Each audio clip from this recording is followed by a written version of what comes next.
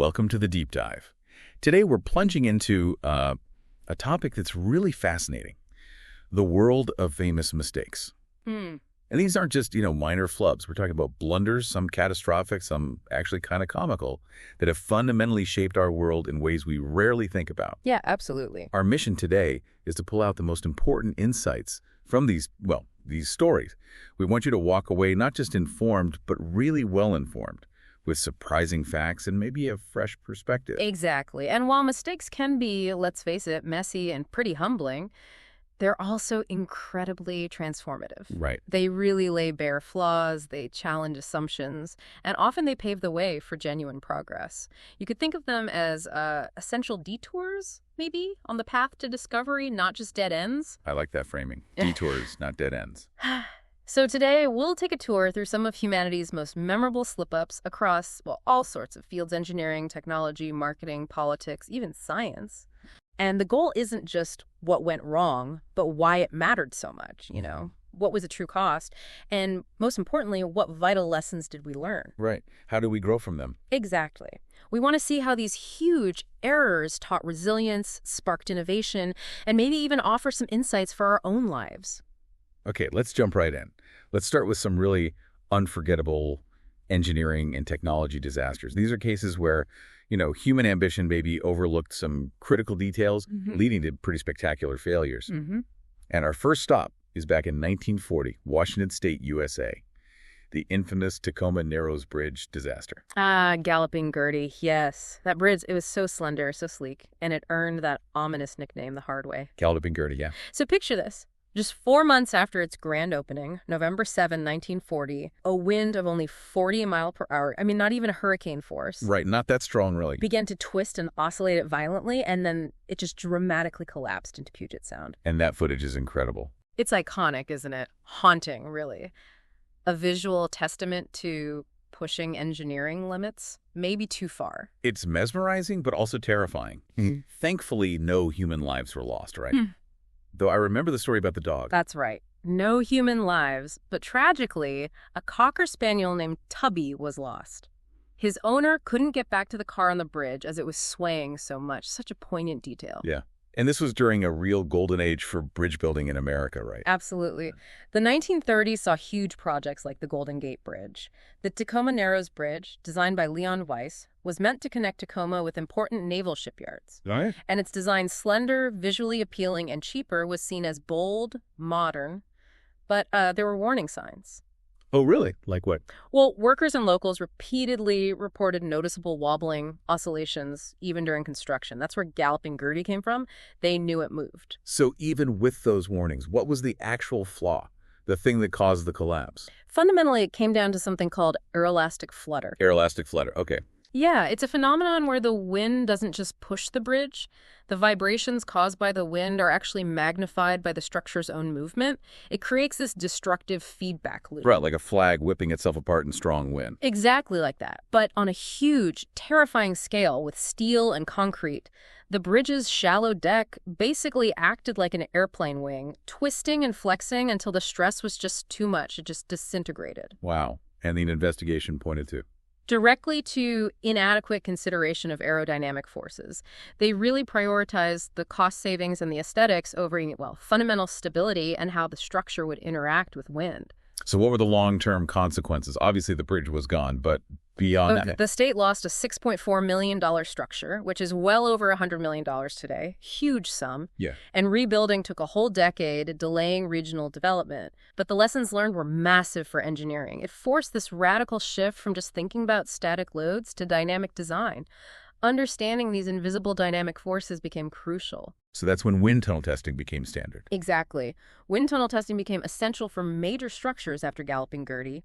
A hard lesson learned. Okay, so from a bridge that literally danced itself apart, our next engineering blunder also involves something buckling under pressure, but this time the human cost was just devastating. The Challenger disaster in 1986. January 28, 1986, yeah. A date just etched into collective memory, isn't it? Absolutely. The Space Shuttle Challenger. It disintegrated just 73 seconds after launch.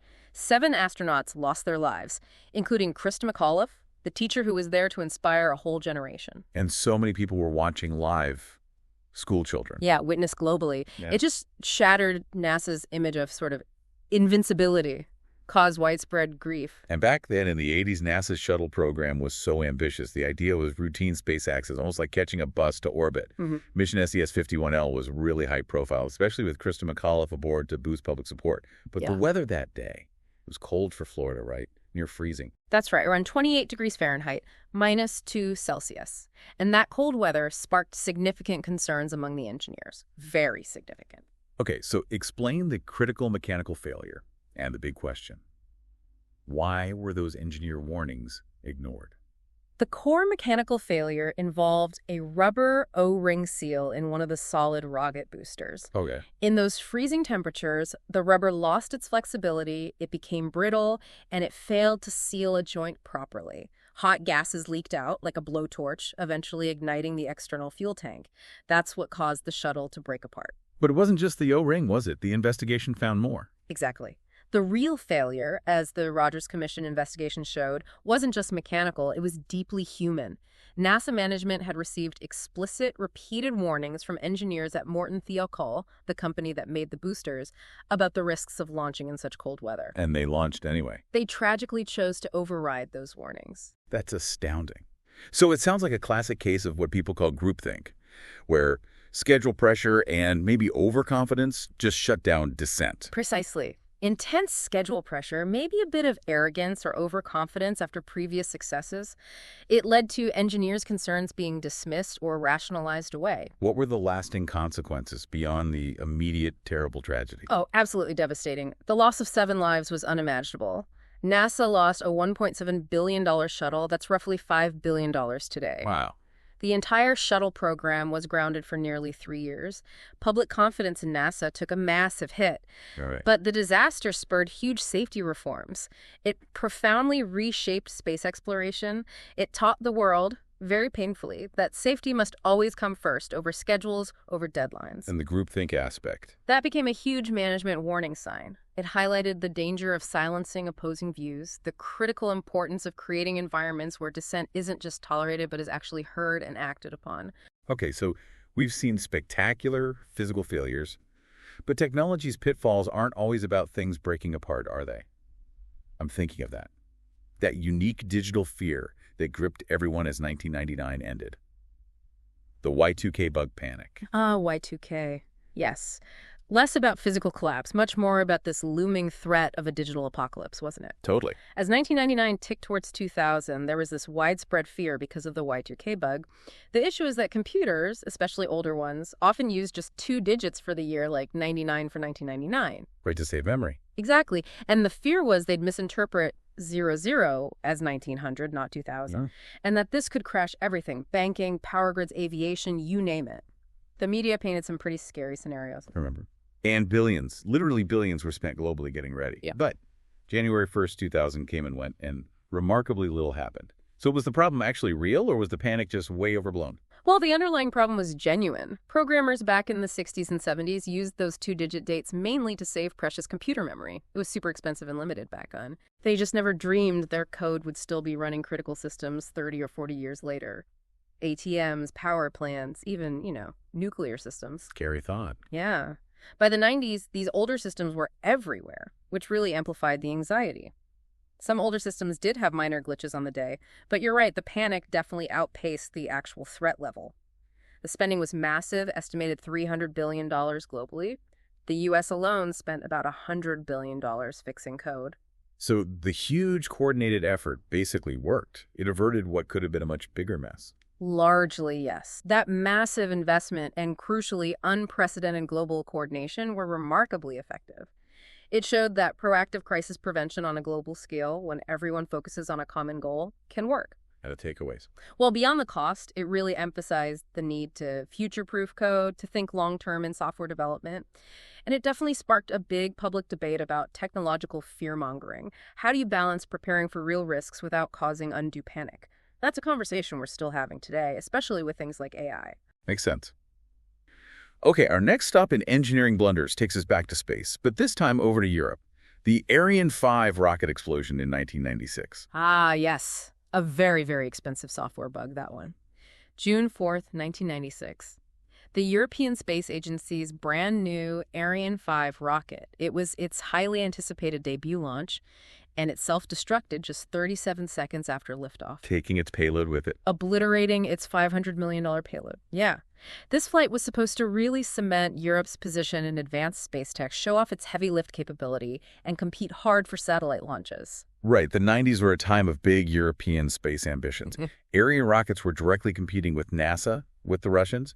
Ariane 5 was a major step up from the older Ariane 4, Yeah. right? Designed for much heavier satellites. That's it. But the critical misstep that caused the explosion, it was subtle but catastrophic. A software glitch deep inside the inertial guidance system. Okay, what kind of glitch?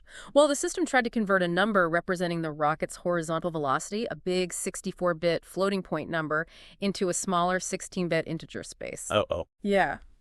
The problem was Ariane 5's horizontal velocity was much, much higher than Ariane 4's, and the software code was actually reused from Ariane 4. Ah, so the number didn't fit. Exactly. It resulted in an overflow. The number was too big for the small container. This crashed the guidance system, sent the rocket veering off course, and boom, the self-destruct mechanism kicked in. All because of untested, reused code. Directly attributed to it. Code reused from Ariane 4 that just hadn't been properly tested for Ariane 5's completely different, much faster flight profile, hurried development, insufficient testing. $500 million up in smoke because of a software bug. What lessons came out of that for ESA? Well, the $500 million loss was huge, obviously. It significantly delayed ESA programs, set schedules back. Europe's space credibility took a temporary hit, but the lessons were vital. Like code reuse needs rigorous validation, especially when you move it between different systems or contexts. You can't just assume old code works in a new, faster, different environment without thorough retesting. And robust error handling is critical. It proved that even tiny software flaws can have monumental, literally explosive consequences. Wow. Okay, our final engineering case study, and this one is almost unbelievable. Oh. A mix-up that cost NASA dearly. The Mars Climate Orbiter crash in 1999. The metric versus imperial mix-up, a truly classic, almost comical if it weren't so expensive case. September 23, 1999.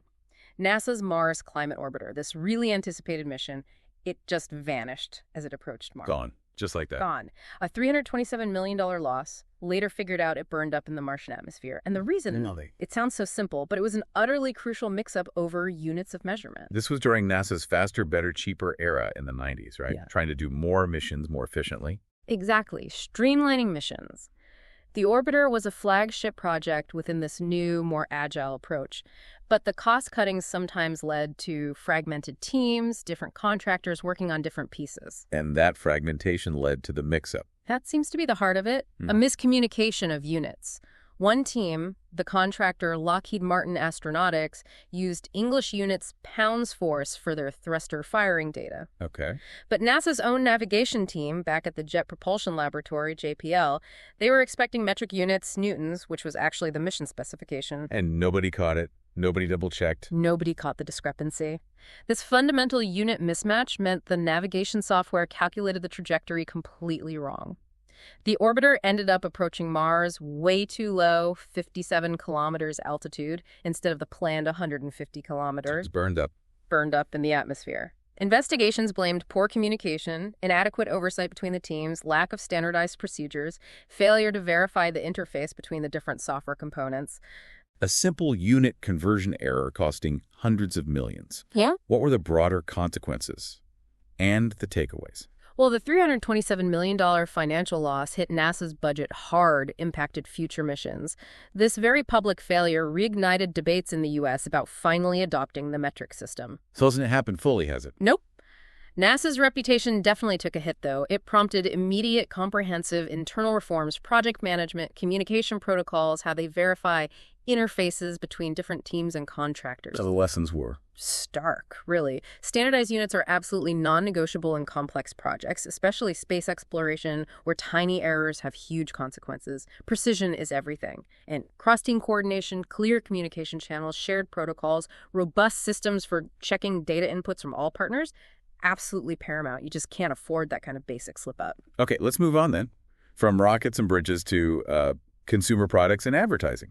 It turns out the pursuit of profits and customer loyalty can also lead to some pretty spectacular miscalculations. Mm-hmm. Business and marketing blunders. These often reveal how a lack of cultural understanding, or maybe just inadequate research, can spectacularly backfire. In our first example here is a real classic of corporate misjudgment. Coca-Cola's New Coke debacle from 1985. Ah, New Coke, yes. Yeah. April 1985, Coca-Cola introduces this new, sweeter formula. It was meticulously designed based on taste tests to compete head-on with Pepsi, which was gaining market share in the cola wars. Right, the Pepsi Challenge era. Exactly. But the reaction from Coke's devoted fans? It was an absolute uprising. People didn't just dislike it. They started stockpiling cases of the old stuff, old Coke. The company got flooded with over 400,000 complaints. 400,000, wow. Yeah. Within just 79 days, the original formula was back, hastily rebranded as Coca-Cola Classic. That's an incredibly fast corporate U-turn. Coke was such a cultural icon even then. They must have felt immense pressure to innovate against Pepsi. And didn't their own taste tests show people preferred New Coke? That's the great irony. Their extensive blind taste tests did show a preference for New Coke's taste over both original Coke and Pepsi, purely on taste. So what was the disconnect? Why did this seemingly rational, data-driven decision go so spectacularly wrong? They completely failed to account for the deep emotional ties people had. The powerful brand heritage, the profound loyalty consumers felt towards the original product. It wasn't just about taste. Not at all. Their market research focused solely on taste, completely neglecting the psychological, the historical, the cultural connections. They alienated their most dedicated fans, people who felt a real sense of ownership over the brand. For many, it wasn't just a drink. Changing it felt like a betrayal of something cherished. So the big lesson: brand loyalty is deeply emotional, not just rational. What was the ultimate impact? Did it hurt Coke long-term? Well, there was a brief, sharp dip in market share immediately after. But remarkably, the company actually rebounded with even greater strength once they brought back Classic Coke. Yeah. The whole fiasco cost millions in rebranding and marketing, obviously, but it undeniably cemented Coke's heritage as something almost sacred, reinforcing its iconic status. It proved market research needs to dig much deeper than just simple taste preferences. And, maybe counterintuitively, it showed that a crisis, if you handle it with agility and humility, can actually end up boosting your brand. Fascinating. Okay, next case in business missteps takes us to the auto industry. Yeah. The infamous Ford Edsel's epic flop from 1957. Ah, the Edsel. Launched with just immense hype and fanfare back in '57, it was touted as this revolutionary car going to redefine the American market. And instead, it quickly became this notorious flop. Cost Ford an estimate of $350 million, which is like, what, $3.5 billion today? A staggering amount. It became and still is basically a synonym for a commercial failure, for overpromising and under-delivering. Context is key here too, right? Post-WWII America, booming car market, families wanting innovative, distinctive vehicles. Ford saw a niche for the Edsel, aimed at the growing middle class. Exactly. They positioned it strategically, invested heavily in pre-launch promotion, huge buildup. So with all that money and hype, what went so fundamentally wrong with the Edsel itself? Why did people hate it? Well, several things conspired against it. That distinctive grille, the horse collar grille, it was widely ridiculed, often called an upside-down toilet seat. Ouch. Not a good start. Not great for the image, no. Beyond the questionable looks, the price was too high, especially when an economic recession hit in 1957, so bad timing. Okay. There were also reports that the rush to produce it led to quality control issues. And fundamentally, the car just had this vague, ill-defined market target. It wasn't quite clear who it was for, especially in a market that was suddenly tightening its belt due to the recession. The consequences for Ford must have been pretty substantial. What lessons did the industry take away from the Edsel failure? Well, the massive financial loss was huge, obviously. And Ford's reputation for bold innovation definitely took a serious hit.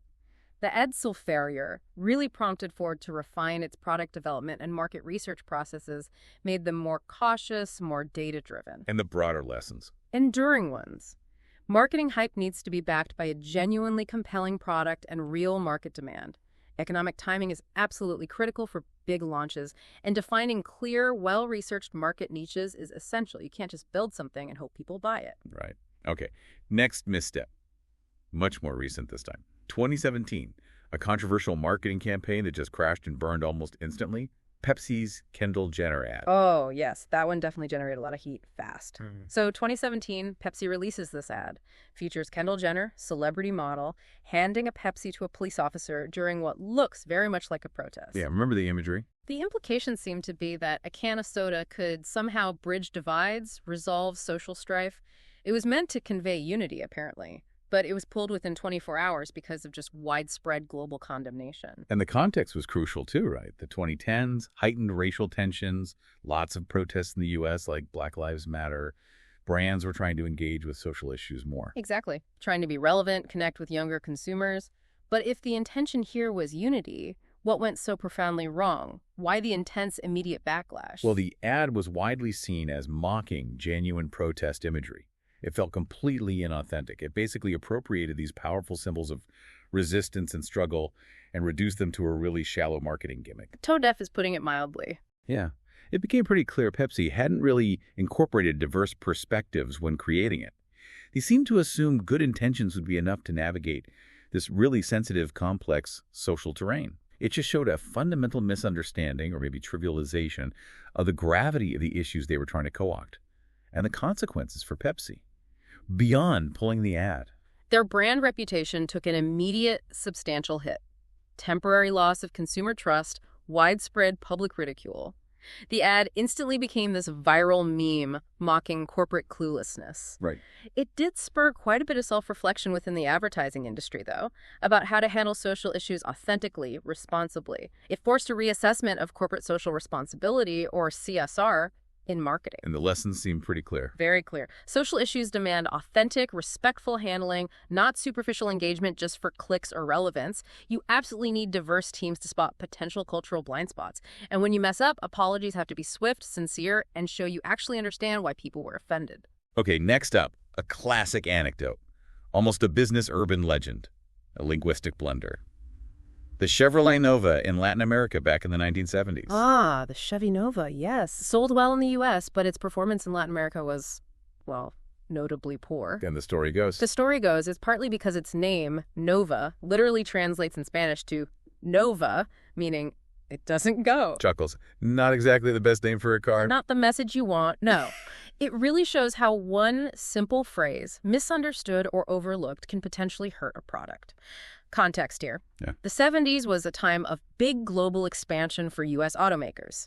GM was aiming the Nova at Latin America's growing middle class, expecting strong sales, but cultural gaps popped up. Now, is the Nova story the whole reason for its poor sales? Yep. Or is that maybe oversimplified? It's often cited as the sole reason, and it makes for a great cautionary anecdote, but yeah, it's likely overstated. While the name certainly didn't help, GM's overall branding in the region might have been a bit weak anyway. There was intense market competition, too. It was probably more a case of broader cultural insensitivity in their marketing, maybe a failure to do thorough local research beyond just the name. A product's success depends on more than just avoiding bad translations. So what were the consequences for GM, and what did they learn about international marketing? While it significantly underperformed in key Latin American markets, missed revenue opportunities. This experience, and others like it, prompted GM to adjust its global strategy over time, putting more emphasis on localized market research, cultural adaptation in naming, advertising, everything. But the Nova story lives on. Oh, yeah. It remains this legendary cautionary tale in business lore. Often pops up in international marketing classes. A prime example of linguistic oversight, even if it wasn't the only factor. The lesson's clear. Vet product names thoroughly in target markets. Check for unintended meanings. And do comprehensive cultural research way beyond just language. Right. Okay, our final business blunder is a truly epic tale of a missed opportunity. One that probably still gives some executives nightmares.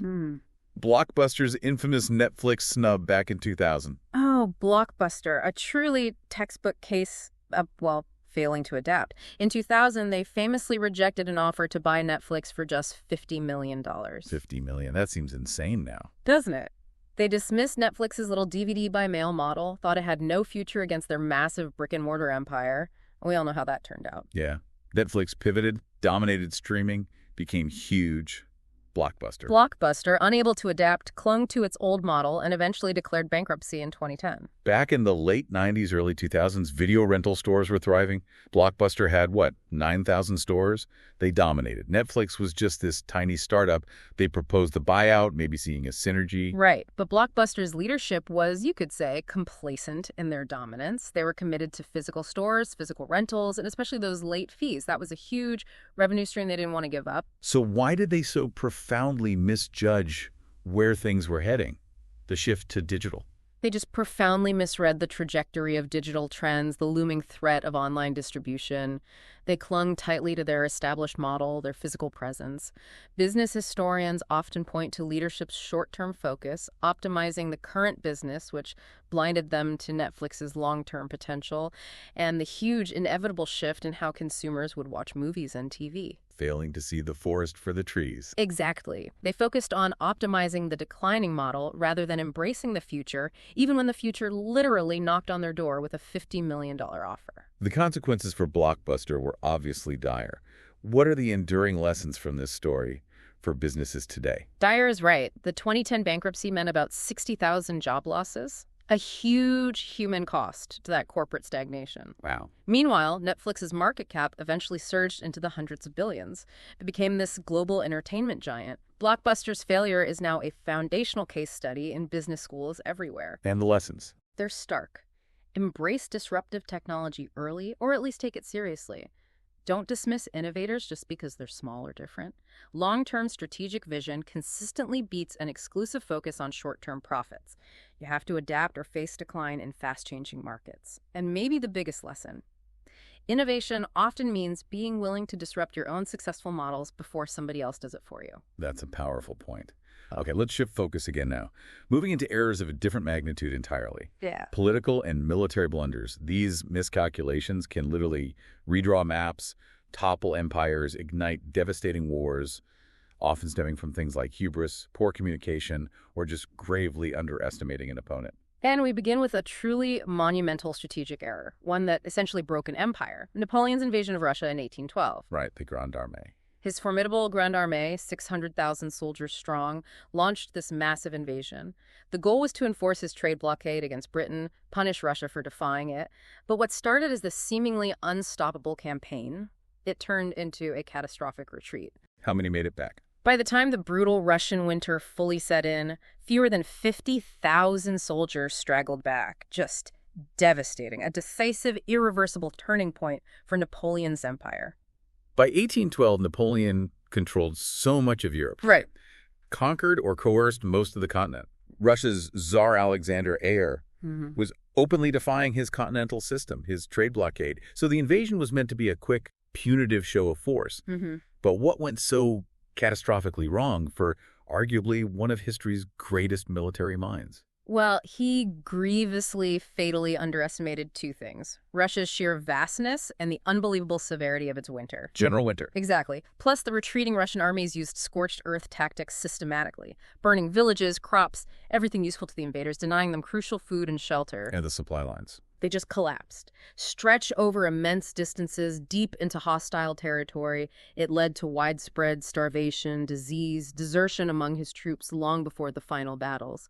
It was a profound failure to adapt to the brutal local conditions, the enemy's unconventional strategy, all compounded by Napoleon's overconfidence in his own military genius. The consequences for Napoleon were huge, right? Led to the beginning of the end for his empire. Absolutely. His military strength was fatally depleted. It led directly to his first exile.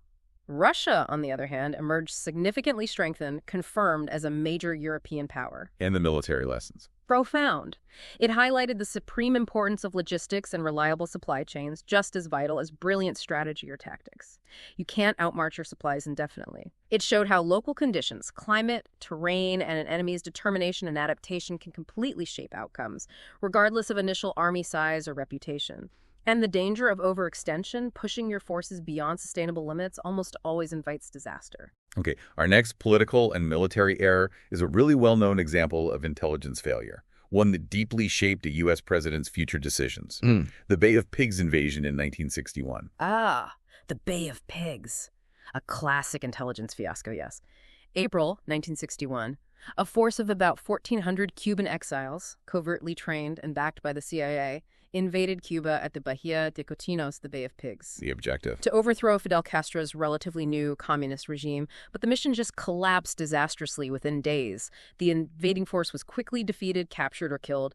It ended up inadvertently strengthening Castro's grip and becoming this massive public embarrassment for the United States. The context here is peak Cold War, right? Yeah. Intense U.S. fear about having a Soviet ally, Cuba, just 90 miles off the coast of Florida. President Kennedy had inherited this invasion plan from the previous Eisenhower administration. Yeah. He approved it, apparently despite having some internal doubts. Mm-hmm. And a critical flaw, as I recall, was that the exiles were counting on crucial U.S. air support. Yeah. That, well, it didn't really materialize properly during the invasion itself. That's right. The air support was pulled back or insufficient at critical moments, but the core intelligence failures that doomed the operation were even more fundamental. Such as? Well, the CIA profoundly misjudged two key things.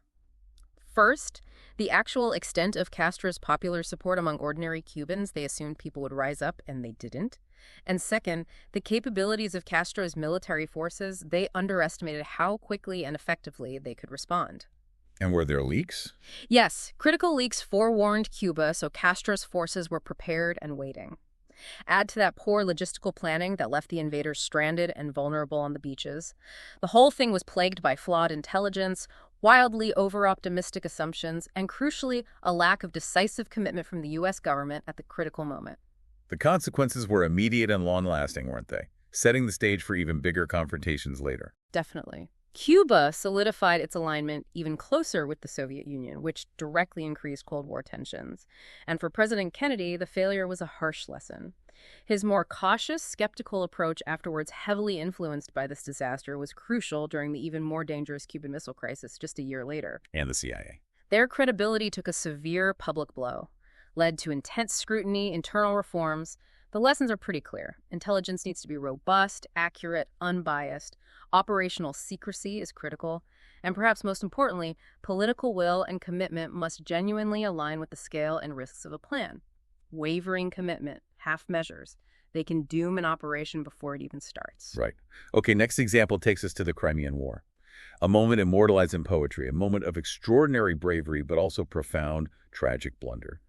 The Charge of the Light Brigade. Ugh, Tennyson's poem. Into the valley of death rode the 600. But the reality behind the poem was a terrible mistake. October 25th, 1854. Crimean War. About 670 British cavalrymen charged directly into a valley heavily defended by Russian artillery on three sides at the Battle of Balaclava. Why? What was the objective? The original intention of the order was much more limited, probably to disrupt some retreating Russian artillery units, stop them from removing captured British guns from a different part of the battlefield. But the order itself was vague. And it got misinterpreted. Catastrophically misinterpreted as it went down the chain of command. Made worse by poor communication, difficult terrain obscuring the view, and frankly, animosity and egos among the senior commanders. So what happened? A vague, ambiguous order from the top commander, Lord Raglan, was relayed incorrectly, or at least unclearly, down to Lord Cardigan, who was leading the Light Brigade. Instead of attacking a specific vulnerable target on the flank, the order seemed to direct them straight down the main valley, right into the teeth of the main Russian batteries. A suicide mission, basically. Pretty much. Over 100 men killed, many more wounded, hundreds of horses lost, all in a matter of minutes, for virtually no strategic gain. What were the consequences? Beyond the tragic loss of life. Any lessons learned? Well, it achieved almost nothing strategically, a terrible waste. Paradoxically, though, the sheer folly and heroism of the charge, amplified by Tennyson's poem and reporting from the first modern war correspondents, actually spurred significant British military reforms later on. In what areas? Command structure, communication protocols, officer training, trying to prevent such disastrous misinterpretations from happening again. It's a stark reminder, clear, unambiguous orders literally save lives on the battlefield. Precision in command is non-negotiable, and it shows how personal ego and rivalries at senior levels can fatally undermine military effectiveness. Okay, our final military case study. Another tragic example of underestimation, flawed planning, and misplaced ambition. The Gallipoli Campaign of 1915, during World War I. Gallipoli, yes. A name synonymous with catastrophe, particularly for the Allies and especially for Australia and New Zealand. In 1915, this ambitious Allied campaign tried to seize the Dardanelles straight from the Ottoman Empire, Turkey. Why the Dardanelles? The strategic thinking was, if they could control the Straits, they could knock the Ottoman Empire out of the war, open a sea route to supply their ally Russia, and maybe break the deadlock on the Western Front. A bold plan. Championed by Winston Churchill, wasn't it? It was, but the execution was a catastrophic failure from almost every angle. It resulted in about 250,000 casualties for the Allied forces alone, killed, wounded, missing. Far from achieving its goals, it became a bloody stalemate and eventual withdrawal. So what went so profoundly wrong at Gallipoli? Oh, it was a whole litany of errors. Firstly, they gravely underestimated the fierce determination, resilience, and tactical skill of the Turkish forces. These soldiers were fighting under commanders like Mustafa Kemal, who'd later found modern Turkey, and they were defending their homeland on rugged, familiar terrain. And the Allied planning? Extremely poor. Inadequate intelligence about the terrain, about the Turkish defenses. Extensive logistical chaos. Troops landed without proper maps, water, or support. And a severe lack of coordinated effort among the different Allied contingents, British, French, Australian, New Zealander. It turned a bold gamble into a brutal, bloody quagmire that lasted for months. The consequences were widespread, weren't they? Impacting the war, but also national identities. Absolutely. The failure contributed to prolonging WWI as the Western Front stalemate just continued. More significantly, perhaps, Turkey's definitive victory at Gallipoli fueled its national independence movement and solidified Mustafa Kemal's leadership. And for Australia and New Zealand? The ANZs. For Australia and New Zealand, whose soldiers, the ANZs, made immense sacrifices there, Gallipoli became a foundational event. Anzac Day, commemorating the landings, became this incredibly powerful national observance. It really forged a key part of their national identities through shared loss and sacrifice. What are the crucial lessons from Gallipoli? Several big ones. Underestimating your enemy, especially their resolve and ability when defending their homeland, can have fatal consequences. Logistical capabilities must fully align with strategic ambition. You can't launch huge campaigns without a solid plan to supply them. And perhaps surprisingly, even a profound defeat can serve as a crucible for forging national identity and memory. Okay, let's move into the realm of science now. Science, almost by definition, progresses through trial and error, right? But some scientific missteps have misled entire fields, sometimes even caused harm, before eventually being corrected. Exactly. And these cases often highlight the high stakes involved in, say, rushed research, confirmation bias, or worse, outright fraud manipulating the scientific process. Our first scientific blunder is a truly fascinating case of deception, one that fooled the experts for decades. The Piltdown Man hoax, starting around 1912 in the UK. Piltdown Man, yes. In 1912, Charles Dawson, an amateur archaeologist, unveiled what he claimed was the missing link in human evolution, the fossil that bridged apes and humans. Found in Britain, conveniently. Exactly.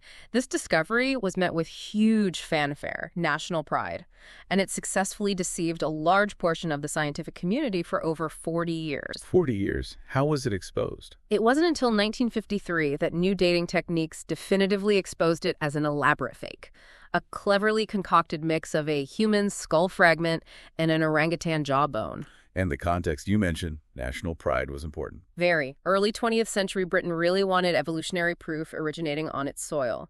They wanted a British link in the human chain. Piltdown Man conveniently fit that narrative. So how did this elaborate fake fool so many esteemed experts for so long? Was it just clever fraud, or did something else play a role? It was definitely clever fraud. The bones were chemically stained, the teeth artificially filed down to look ancient and worn. But beyond the deliberate deception, confirmation bias played a huge role. Meaning researchers saw what they wanted to see. Pretty much. They were looking for a missing link with certain features. A large brain like a human, an ape-like jaw, and Piltdown Man seemed to fit. There was also perhaps a lack of sufficiently rigorous scrutiny early on, partly because the scientific community was so eager for such a groundbreaking discovery. What were the consequences for the study of human origins? And what lessons came out of exposing the hoax? Well, the hoax inadvertently delayed genuine research into human evolution for decades. Scientists wasted valuable time and energy trying to fit other real fossils into the false Piltdown framework. But uncovering it must have had positive effects, too. Yes. Exposing the hoax spurred the development and adoption of more sophisticated, reliable dating techniques for fossils. The lessons learned were powerful. Healthy skepticism must prevail, especially with extraordinary claims needing extraordinary evidence. It underscored the absolute necessity of rigorous peer review and independent verification in science. And it revealed, quite starkly, how national pride or deeply ingrained assumptions can unfortunately skew objective scientific assessment. Even scientists are human and susceptible to bias. Okay, our next scientific misstep had truly devastating human consequences. A tragedy that fundamentally reshaped an entire industry. The thalidomide tragedy from 1957 to 1961. Thalidomide. Yes. A truly harrowing story with long-lasting effects. This drug was widely marketed, primarily by a German company, as a safe sedative and, crucially, as a remedy for morning sickness in pregnant women. But it wasn't safe. Tragically, no. It caused severe birth defects in over 10,000 babies born worldwide. This horrific consequence emerged before the drug was eventually belatedly banned in most countries around 1961. It left a whole generation of children with profound, often lifelong disabilities. And the context was the post-WWII pharmaceutical boom. Exactly, a booming industry, lots of new drugs coming out driven by scientific advances, but often with comparatively lax regulatory oversight compared to what we have today. So what was the critical oversight in thalidomide's development and testing that led to such an unimaginable tragedy? The catastrophic failure was simply insufficient safety testing. Particularly crucially, regarding its potential teratogenic effects, meaning its ability to cause birth defects specifically in pregnant subjects. Which seems like a massive oversight given its intended use. An egregious oversight. Subsequent medical investigations definitively linked the drug to severe limb deformities, a condition called phocomelia, where infants were born with tragically shortened or even absent limbs, as well as other serious internal and external congenital anomalies. Thousands suffered lifelong disabilities. How did this tragedy ultimately reshape the pharmaceutical industry and drug approval laws globally? It acted as a powerful, tragic catalyst. It led directly to a comprehensive tightening of drug approval laws and regulatory standards worldwide, particularly in the U.S., where one FDA medical officer, Dr. Frances Kelsey, heroically resisted pressure and fought to keep thalidomide off the U.S. market despite incomplete safety data. She saved countless people. She did. The lessons are immutable. All new drugs need extraordinary, rigorous testing, especially for potential effects during pregnancy. Robust regulation, comprehensive safety trials, independent oversight. These aren't just bureaucratic hurdles. They are absolutely essential safeguards that prevent immense suffering and save lives. Okay. Our next scientific miscalculation is a story of immense hype, dashed hopes, and ultimately disappointment. The cold fusion fiasco of 1989. Cold fusion. The dream of limitless clean energy achieved in a test tube. That turned out not to be quite real, at least not then. In March 1989, two chemists, Stanley Pons and Martin Fleischmann, held a press conference. A press conference, not a peer-reviewed publication. Exactly. They sensationally claimed they had achieved nuclear fusion, the process that powers the sun at room temperature in a simple electrochemical cell, cold fusion. It generated huge global excitement, immense hope for a clean energy revolution. But the results couldn't be replicated, Right. Despite intense efforts by labs all over the world, no one could reliably replicate their results. The initial excitement quickly turned to skepticism and controversy. The context was the late 80s, right? Still concerns about energy crises, heightened hopes for alternative energy sources. Fusion was seen as the ultimate dream.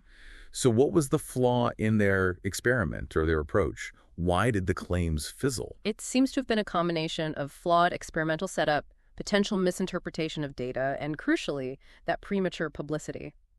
Announcing their findings to the world via press conference, bypassing the established, rigorous, skeptical process of scientific validation, that was a major misstep. What does that process involve? Peer review, where other experts critically examine your methods and results before publication. Independent replication by other labs. The rush to publicity in this case generated huge hope, but overshadowed the lack of solid, verifiable evidence. What were the consequences for the field of cold fusion? And what lessons did the broader scientific community take away? Well, cold fusion as a concept became a subject of scientific ridicule, almost a punchline, for many years. Funding for research in that specific area dried up almost immediately. The incident served to significantly reinforce and tighten the standards for research validation and publication across all of science. It really emphasized the importance of proper scientific protocol. And the key lessons. Extraordinary claims require extraordinary proof that is verifiable and independently reproducible by others. Thorough peer review is paramount, and should always precede public announcements of major scientific breakthroughs. And excessive hype and sensationalism, especially driven by media excitement, can actually harm scientific integrity and damage public perception when claims inevitably fail to be substantiated. It leads to cynicism. Right. Okay, our final scientific miscalculation takes us way back to the late 19th century, a captivating story of misinterpretation, maybe wishful thinking, and Martian geography. The Martian canals myth. Ugh, the canals of Mars. A classic case of, well, seeing what you want to see, perhaps amplified by a translation error. In 1877, the Italian astronomer Giovanni Schiaparelli observed features on Mars through his telescope. He described them using the Italian word canali, Which means? channels or grooves, natural features. But when his observations were reported in English, canali was translated as canals. Implying artificial structures. Exactly. This mistranslation sparked widespread popular belief in artificial Martian canals, and therefore intelligent Martians who must have built them to irrigate a dying planet. And this idea really took hold, didn't it? Fueled by people like Percival Lowell. Absolutely. The Victorian era had this intense fascination with space and the possibility of extraterrestrial life, driven by advances in telescopes. Percival Lowell, a wealthy American astronomer, became obsessed with the canals. He built his own observatory, made detailed maps depicting these intricate networks of straight geometric lines crisscrossing Mars, further fueling the myth of an advanced Martian civilization. But eventually, better telescopes showed. By the early 20th century, much better telescopes and observational techniques revealed they were optical illusions. There were no canals. The features Schiaparelli saw were likely just alignments of darker patches, maybe crater chains, misinterpreted by the eye and brain at the very limit of resolution. So what caused this fundamental misinterpretation that captivated the world for decades? Well, the mistranslation was key. Channels became canals, a word loaded with implications of engineering. Then you had the limitations of the telescope technology at the time, combined with known human perceptual biases. The eye tends to connect faint, unrelated dots into lines or patterns. And certainly wishful thinking played a big role. There was this strong desire to find life beyond Earth, to believe we weren't alone, which made people eager to interpret ambiguous observations as definitive proof. The myth undoubtedly inspired a lot of public interest in space and tons of great science fiction. H.G. Wells' War of the Worlds, for example. But were there drawbacks for actual science? Definitely. While it did inspire interest, for a time it actually delayed the accurate, objective study of Mars's real surface features. Scientists were sidetracked, investing time and resources trying to confirm or map these non-existent structures. And the lessons from the Martian canals. That objective observation must always try to take precedence over preconceived notions or desires, however appealing they might be. It shows how subtle issues, like the translation of a single word, can have substantial, long-lasting impacts on scientific interpretation and public understanding. And maybe, intriguingly, it shows that even significant scientific errors or misinterpretations can sometimes inadvertently inspire future progress and exploration. The canal myth certainly motivated further, more rigorous study of Mars. Okay, let's shift gears again. Moving into our increasingly globalized world, cultural missteps can quickly ignite anything from mild amusement to, more often, really intense fury. These cultural and social gaffes show the potentially huge cost of overlooking or just misinterpreting local norms and sensitivities. Absolutely. When brands or organizations go global, understanding culture is just as important as understanding the market. And our first cultural gaffe is from 2012. A famous shoe brand trying and failing to celebrate St. Patrick's Day Nike's black and tan sneaker. Right, so 2012, Nike releases this St. Patrick's Day themed sneaker. It's colored black and tan, maybe inspired by the drink. Seems innocuous enough on the surface, perhaps, especially in the U.S. But the name, black and tan, deeply offended many Irish consumers and Irish Americans. Why? Because the term immediately evoked the brutal British paramilitary force active during Ireland's War of Independence in the 1920s, a period of immense suffering and violence in Irish history. It was seen as a deeply offensive oversight. Nike often did themed sneakers for cultural celebrations, aiming to tap into that pride. But what went so profoundly wrong here? Did they just not do their homework? It certainly seems like a failure to research the historical baggage of that name in that specific context. The black and tans are remembered in Ireland for extreme violence and suppression during a highly sensitive and painful period. Using that name, even unintentionally, turned a supposedly celebratory product into a symbol of historical insensitivity. A clear lack of cultural awareness. Yeah, in their product naming and marketing teams, Irish protests erupted pretty quickly. Social media and traditional media backlash forced a public apology from Nike and an immediate renaming of the product online. What were the consequences for Nike beyond the immediate PR firestorm? And what lessons emerged about cultural sensitivity in global marketing? Well, there was definitely a temporary loss of goodwill, a dent in their brand image among Irish and Irish-American consumers who felt disrespected. The incident reportedly prompted Nike to significantly tighten its internal cultural review processes for product naming and marketing, trying to prevent similar missteps. And the broader lessons seem vital. Crucial, I'd say. Thorough historical and cultural research in global marketing is essential.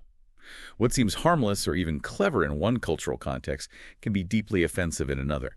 Getting local cultural expertise is invaluable. And when you do mess up, a swift, sincere, and humble apology is absolutely imperative for damage control. Okay, next cultural misstep. A major luxury fashion brand's spectacular misfire in a really crucial market. Dolce & Gabbana's chopstick ad from 2018. D&G, yes. That caused a huge stir, particularly in China. In 2018, Dolce & Gabbana released these promotional videos. They depicted a Chinese model attempting, with really exaggerated difficulty and a voiceover that sounded quite condescending, to eat Italian food pizza cannoli using chopsticks. Oh dear. Yeah.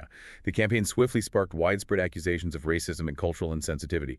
It led to a massive boycott across China, the immediate cancellation of a huge planned D&G fashion show in Shanghai, a total disaster. The 2010s saw this booming luxury market in China, right? It became a absolutely crucial, incredibly lucrative target for Western high fashion brands.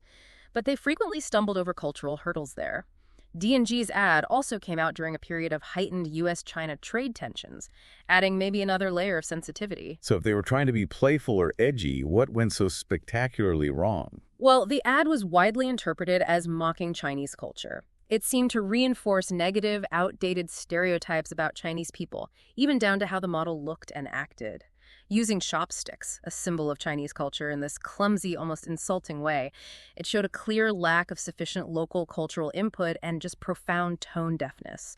They failed to grasp the cultural nuances, the potential for offense. And the consequences for D&G were severe and immediate. Absolutely. Sales plummeted dramatically in China. Many major Chinese e-commerce platforms and department stores pulled their products.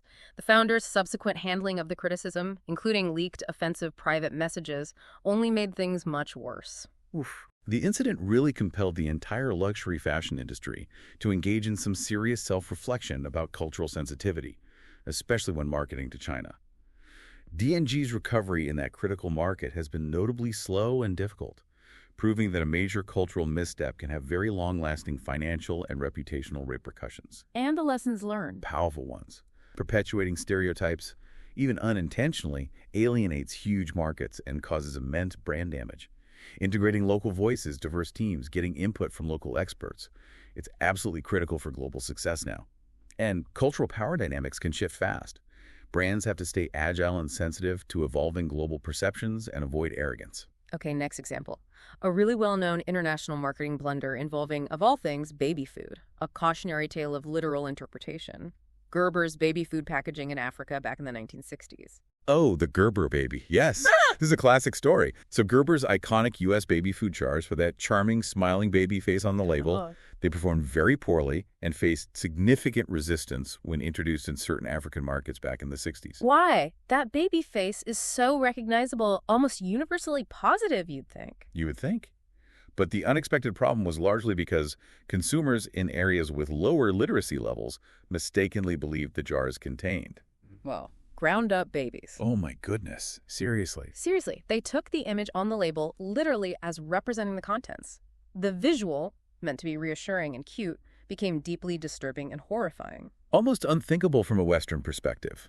The 1960s saw big expansion for U.S. brands into Africa's emerging markets. Gerber just relied on its hugely successful U.S. packaging, assuming that iconic baby image would translate effectively everywhere. Right. What was the core cultural oversight? Why the literal interpretation? The core oversight was assuming visual language is universal. In regions with lower literacy rates, where people might not be able to read detailed ingredient lists, consumers rely very heavily on the pictures on the packaging to understand what's inside. Gerber's team didn't anticipate this literal interpretation of their famous baby face. They assumed everyone would understand it represented the consumer, not the content. A huge assumption. Yeah. So the smiling baby, a symbol of health and happiness in one culture, became a symbol of something horrific in another, leading to widespread distrust and rejection of the product. What were the consequences for Gerber, and what invaluable lessons did this teach about global marketing and, well, visual literacy? Well, they lost considerable market share in those targeted African countries initially. It forced Gerber to quickly and expensively redesign their packaging for those specific regions. Often the new labels just showed pictures of the actual ingredients: peas, carrots, fruit. Makes sense. Showing the food itself. Exactly. The incident became this foundational lesson in international marketing, a classic case study influencing how countless other brands approach global expansion, emphasizing the critical importance of localized market research. And the lessons are clear? Very. Packaging design needs meticulous adaptation to local cultural norms and literacy levels. A universally recognized design doesn't guarantee universal understanding or acceptance. Thorough cultural research is pivotal, going way beyond just language translation. Visual literacy, how people interpret images, can vary dramatically across cultures. You can't assume anything. Right. Okay, our final cultural and social misstep comes from a major coffee chain. A well-intentioned, perhaps, but profoundly misguided attempt at sparking social commentary.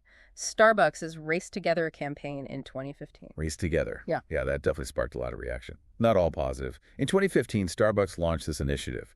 The idea was to encourage their baristas to write "race together" on coffee cups, and then, optionally, engage customers in conversations about race and racial relations in America. The stated goal was to foster dialogue, connection. Right, but it quickly sparked significant backlash.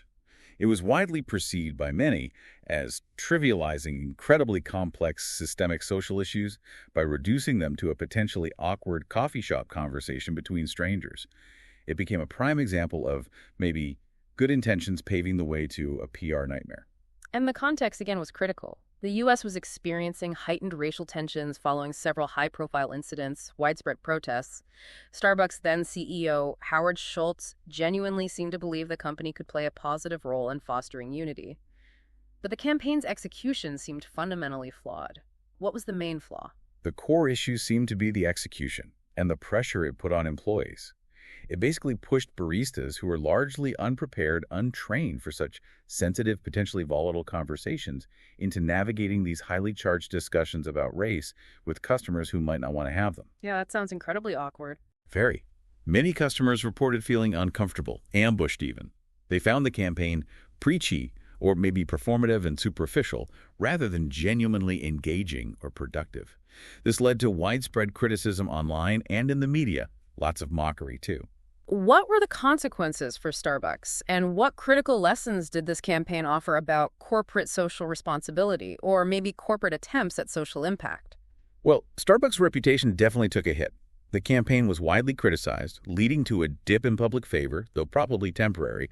To their credit, the company did seem to learn from it internally. It reportedly spurred them to implement more robust diversity and inclusion training programs afterwards. So maybe some positive outcome eventually. Perhaps. But the public lessons learned are significant. Social issues demand authentic, carefully considered execution, not superficial or forced engagement. Employees must be adequately equipped, trained, supported, and comfortable if they're expected to participate in such initiatives, especially involving sensitive topics. And ultimately, good intentions alone, without proper planning, deep understanding of the complexities, and real empathy for how the message might be received by different people. Well, it's just not enough to prevent a major PR misstep. You can't just slap a slogan on a cup and solve racism. No, indeed. Okay, let's turn now to our impact on the planet. Regrettably, human history provides another stark category of mistakes here. From catastrophic oil spills to widespread deforestation, these environmental oversights unequivocally highlight the critical need for robust, sustainable practices and unwavering accountability. Yeah, the stakes here are arguably the highest. Our first environmental oversight is a truly devastating event, one that scarred a pristine wilderness and shocked the world. The Exxon Valdez oil spill in 1989. Exxon Valdez. March 24th, 1989. The oil tanker Exxon Valdez ran aground on Bligh Reef in Alaska's Prince William Sound. It spilled an estimated 11 million gallons of crude oil into those pristine waters. Just a massive amount. Huge. It was an immediate ecological disaster, catastrophic. It devastated wildlife, heartbreaking images of oil-soaked sea otters, dead birds, and it profoundly destroyed the traditional livelihoods of countless local residents, particularly those relying on fishing, and the indigenous communities whose culture is tied to that environment. The 80s oil boom often prioritized, well, rapid profits and increased production, sometimes over stringent safety measures and environmental protection, right? The Valdez tanker was a crucial link in the Alaskan pipeline system, but later reports suggested it was operating under somewhat lax oversight, maybe inadequate crew rest policies, insufficient safety protocols, kind of an environment ripe for disaster. That's what the investigations pointed towards. A confluence of factors led to the grounding. Primarily human error, the captain was allegedly impaired. There was significant crew fatigue reported, and an unqualified third mate was left in charge navigating notoriously tricky waters. But it wasn't just the grounding, was it? The response was also criticized. Hugely criticized. Beyond the human error causing the grounding, Exxon's spill response capabilities proved woefully inadequate for the sheer scale of the disaster. The containment efforts were slow, insufficient, leading to a much larger, more devastating environmental catastrophe than might have otherwise occurred if the response had been swift and effective. The consequences for Exxon, for the environment, for the local people, they were immense. What critical lessons did this disaster impart? Immense is right. Billions of dollars